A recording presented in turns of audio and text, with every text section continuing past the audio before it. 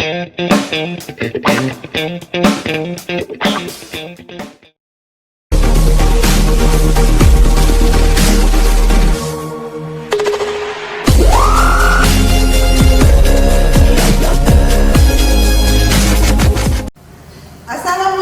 warahmatullahi wabarakatuh. Kembali lagi di YouTube channel Arum Setiani nih, atau biasa disebut Bu Arum. Nah, hari ini kita akan bahas seputar gerak. Kalau mau tahu tentang gerak itu apa, yuk kita lanjut ke video selanjutnya. Jangan kemana-mana. Gerak bisa kita lihat di sini ada sebuah mobil yang sedang dikendarai. Nah, ini melakukan sebuah gerak. Dalam fisika, definisi gerak sedikit berbeda dengan apa yang kita ketahui sebelum-sebelumnya. Mungkin kalau sudah ada yang tahu kalau gerak itu adalah ya kita menggerak-gerakkan tubuh. Tapi kalau dalam fisika definisinya tidak sesederhana itu. Mari kita lihat penjelasan berikutnya. Nah, ini topik secara umum tentang gerak. Yang pertama ada definisi gerak secara umum itu sendiri, gerak lurus beraturan, dan gerak lurus berubah beraturan. Nah, nanti kita akan bahas satu persatu dalam video yang berbeda. Nah, di sini ada definisi gerak. Jadi, sebuah benda dikatakan bergerak apabila mengalami perubahan posisi dari suatu titik acuan.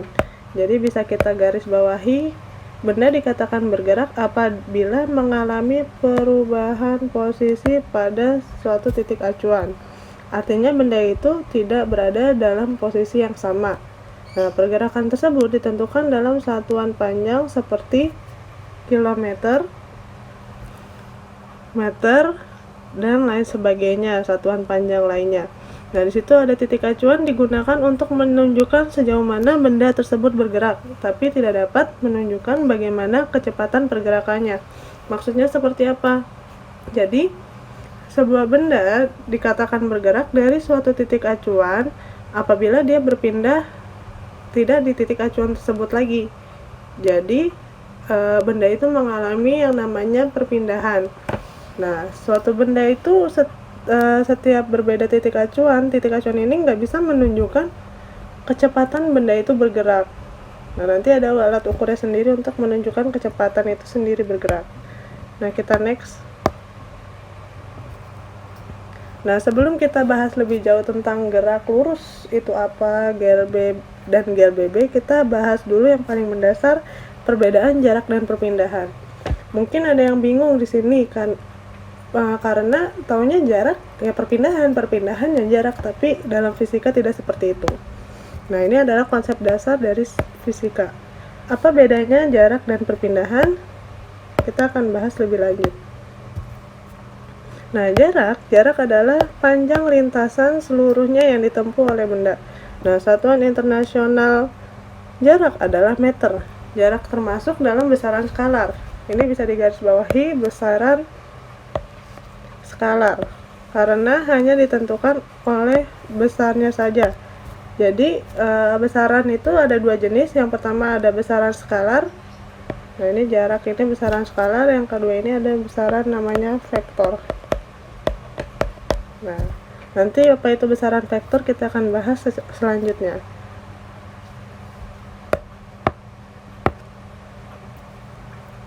Nah, di sini ada yang namanya perpindahan. Perpindahan adalah perubahan posisi atau kedudukan terhadap titik acuan. Nah, satuan perpindahan adalah meter dan perpindahan termasuk besaran vektor karena ditentukan oleh besar dan arah. Nah, ini poin berikutnya. Jadi besaran vektor, tadi kita bahas besaran skalar. Besaran skalar itu tidak punya arah, tapi punya nilai, sedangkan besaran vektor itu punya nilai dan arah. Nah, ini bedanya. Jadi ada dua jenis besaran skalar dan besaran vektor. Kita catat di sini. Jadi besaran itu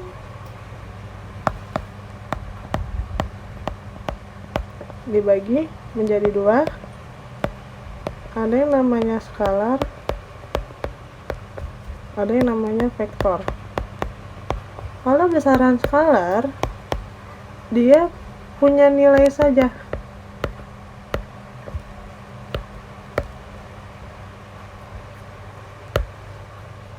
punya nilai tapi tidak punya arah.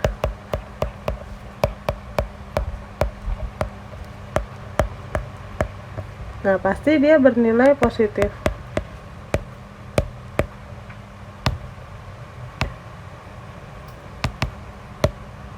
Nah, ini kita hapus.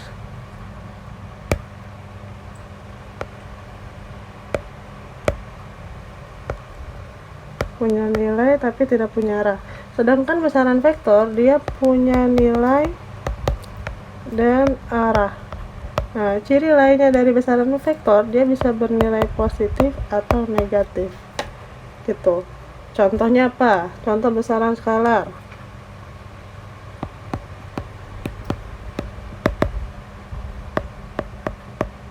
Itu ada jarak.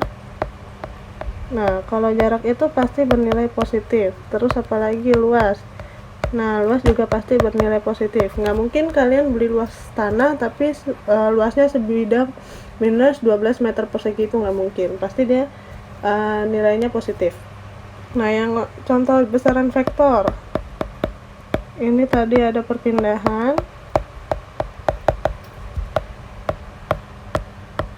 Bisa positif atau negatif. Nah, positif itu misal kita ambil kalau ke arah kanan dia perpindahannya positif. Kalau ke arah kiri besarnya jadi negatif. Sama gaya juga. Gaya, kecepatan, dan lain-lain. Nah, kita balik ke slide. Nah, di sini kita selanjutnya ada. Nah, ini di skip saja. Kita bahas ke, nah ini apakah perbedaan antara jarak dan perpindahan. Bisa kita lihat contoh yang lebih real dari animasi sedikit. Nah, contohnya ini ada sebuah mobil, dia ingin dari posisi sini, dia pengen pindah ke titik sini. Misalnya kita kasih nama titik A, ini titik B, sini titik C.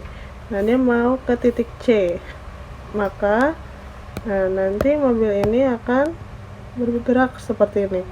Nah, di sini ada dua garis. Nah, ini panjang lintasan seluruhnya dinamakan sebagai jarak. Sedangkan perpindahan itu hanya dilihat posisi awal dan akhir. Jadi awalnya di sini, pindah ke sini. Maka ini disebut dengan perpindahan. Kita next. Nah, ini ada sebuah contoh. Contoh sebuah benda bergerak dari A ke B terus ke C. Nah, berapakah jarak yang ditempuh dan berapakah perpindahannya? Jadi, yang tadi dimaksud dengan jarak, dia selalu bernilai positif, berarti selalu dijumlah. 5 tambah 2 sama dengan 7. Ini namanya jarak. Nah, terus kalau misalnya perpindahan dia bisa bernilai negatif. Nah, negatif ini artinya dia ke kiri. Bisa dilihat gambarnya. Dia berpindah ke kiri. Seperti itu. Nah, ini selain itu ada kelajuan dan kecepatan. Kelajuan dan kecepatan itu juga sama seperti jarak dan perpindahan, jadi ada bedanya. Kelajuan itu adalah jarak yang ditempuh dalam selang waktu tertentu. Nah, ini perlu digarisbawahi lagi. Jadi kelajuan itu bersifat skalar. Nah, terus kalau kecepatan adalah perubahan posisi. Nah, ini kalau kecepatan dia bersifat atau besaran vektor. Nah, simbolnya sih secara umum untuk kelajuan dan kecepatan itu sama, yaitu S bagi T. Nah, ini maksudnya garisnya di sini. Jadi jarak dibagi waktu. Unitnya meter per second. Nah, alat untuk mengukurnya namanya speedometer. Jadi speedometer yang di motor itu bukan mengukur, kalau orang ngomongnya biasanya untuk mengukur kecepatan, tapi itu salah. Yang benar dia adalah untuk mengukur kelajuan. Jadi jangan sampai salah konsep. Seperti itu. Nah, kita next. Sedangkan kecepatan sama simbolnya juga V. Nah, perpindahan dibagi waktu. Nah, biasanya untuk besaran yang termasuk besaran vektor dia ada tanda panah. Nah, ini menunjukkan dia besaran vektor. Beda tadi dengan besaran skalar, dia V saja. gitu. Tapi untuk rumusnya sama-sama S bagi T. Simbolnya juga sama V. Nah, rumus Pitagoras ini sebenarnya lebih dibahas detail nanti saat pelajaran matematika, tapi di fisika ini kita butuh untuk menghitung nanti perpindahan itu gitu. Nah, ini ada rumus dasarnya, A kuadrat tambah B kuadrat sama dengan C kuadrat.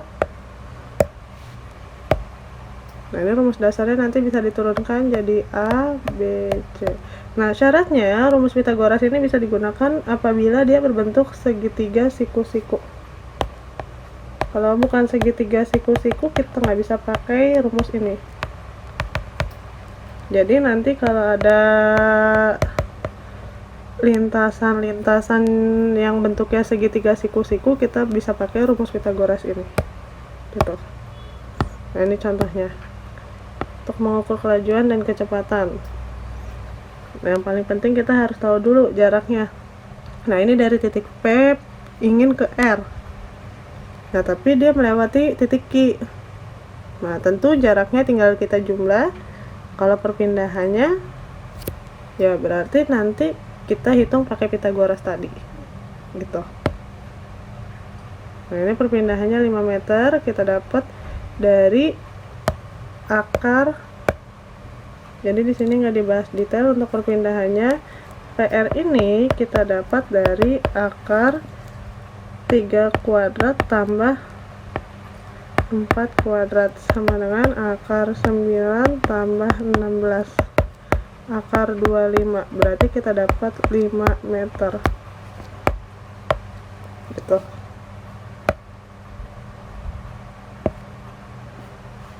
Nah, ini nanti kita akan bahas selanjutnya lebih detail. Nah, sekarang kita singgung sedikit gerak menurut lintasan itu dibagi menjadi 3, yaitu gerak lurus, gerak melingkar, dan gerak parabola.